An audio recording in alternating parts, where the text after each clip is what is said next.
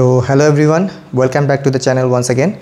আজকের ভিডিওটা একটা ইলেকট্রনিক্স আইটেমের উপরে, যেটা হচ্ছে আমার এই মাল্টিমিটারটা, যেটা হাউস হোল্ড কাজের জন্য আমার মনে হয় খুবই একটা জরুরি আইটেম। যারা ঘরের টুকিটাকি কাজকর্ম করেন সবারই বাড়িতে এরকম একটা মাল্টিমিটার থাকে, তো আমার ক্ষেত্রেও কোনো ব্যতিক্রম নয়। এই মাল্টিমিটারটা এতদিন অবধি ঠিকঠাক কাজ করছিল, হঠাৎ করে লাস্ট দিন আমি ইউজ করতে গিয়ে দেখি ভুলভাল রিডিং দেওয়া শুরু করেছে, এবং তাতে আমি একটু কনফিউজ হয়ে গেছিলাম যে হয়তো খারাপ হয়ে গেছে।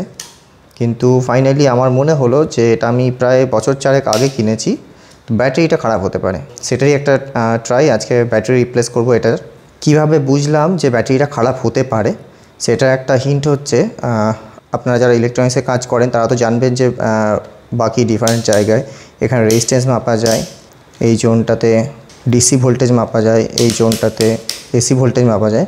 কিন্তু যেটা খুব কমনলি নোন একটা ফিচার সেটা হচ্ছে এই বাজার ফিচারটা। এই জায়গায় রাখলে আপনি যে কোনো তারের বা যে কোনো জিনিসের কন্টিনিউটি বা নিরবিচ্ছিন্নতা আপনি টেস্ট করতে পারবেন। এখানে একটা বাজার সাউন্ড পিং করে শব্দ হতো, যেটা একদমই প্রায় হচ্ছে না।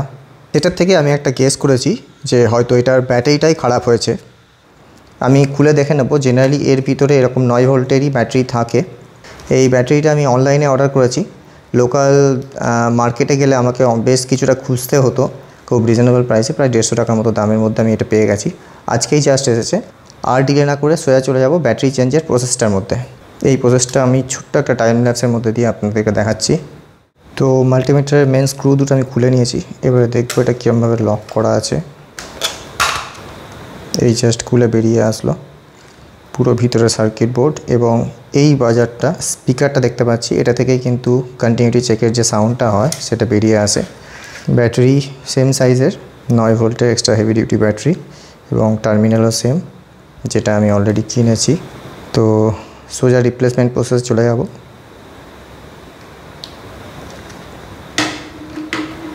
এই ছিল পুরোনো ব্যাটারিটা।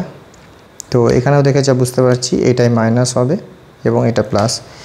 যদি আমি তারের কালার স্কিমে চলে যাই, এবং এখানেও তাই বলছে, বাঁ দিকটা ব্ল্যাক, ডান দিকটা রেড, দ্যাট মিনস এই দিকটা নেগেটিভ হওয়ার কথা, এই দিকটা পজিটিভ। এবারে রিপ্লেস করে দেবো ব্যাটারিটা। এই আমাদের নতুন ব্যাটারি। এবার রিপ্লেস করে তারপর একটু টেস্ট করে নেব। ব্যাটারির টার্মিনাল দুটো কানেক্ট করে দিয়েছি। সোজা একবার এই অবস্থাতেই অন করে দেখে নেব ঠিকঠাক অন হচ্ছে। এবারে চলে যাব ফিটমেন্ট প্রসেসে। জিনিসপত্রগুলো আবার এক জায়গায় করে দেব, ফিট করে নেব পুরো কমপ্লিটলি। তো ব্যাটারি চেঞ্জের প্রসেস এবারে কমপ্লিট হলো। এবারে টেস্ট করা পালা, এবং যেটার জন্য বলছিলাম যে বাজার ফাংশনটা যেটা এখানে পাওয়া যায়, তো আমি দেখে নেব এইটার কাজটা। এবারে যেহেতু ব্যাটারি চেঞ্জ করে নিয়েছি, আশা করছি এবার ঠিকঠাক কাজ করা উচিত।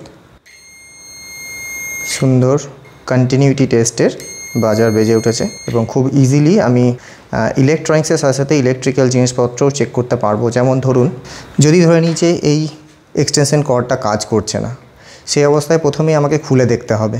তো খুলে দেখার আগে, যেটা এইরকম মাল্টিমিটার থাকলে আমাদের সবচেয়ে সুবিধা হয়, আমি এই কন্টিনিউটি টেস্ট করে নিতে পারবো যে এটার সব তারের কানেকশানগুলো ঠিকঠাক আছে কি না।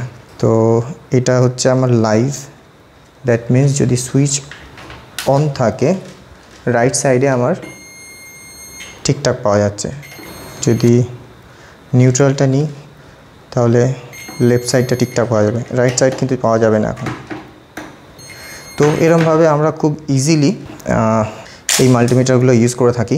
তো এটা একটা খুবই দরকারি জিনিসের মধ্যে পড়ে। আমার ব্যাটারি খারাপ হয়ে যাওয়ার জন্য প্রায় কাজ করছিল না। এই ছিল আমার পুরো ব্যাটারি চেঞ্জের প্রসেস এবং back to normal operation of this multimeter. তো thanks for watching the video.